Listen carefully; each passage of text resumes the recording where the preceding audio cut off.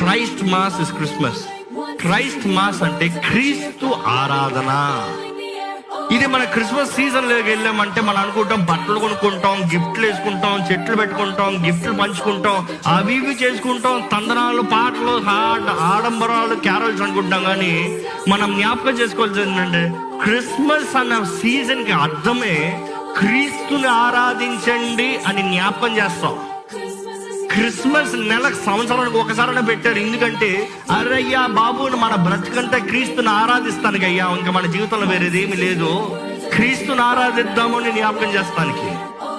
ఈ నెలలో ప్రతి రోజు మిమ్మల్ని మీరు డిసిప్లైన్ చేసుకోవాలంటే నేను క్రీస్తుని ఆరాధిస్తా, నేను క్రీస్తుని ఆరాధిస్తా, నేను క్రీస్తులాగా జీవిస్తా, నేను ప్రేమను పంచుతా, నేను ప్రతి విషయంలో పోరాడతా, నేను ఎదుర్కొంటా, నేను చేయవలసింది నేను చేస్తా, ఆయన చిత్తం కొరకు జీవిస్తాను.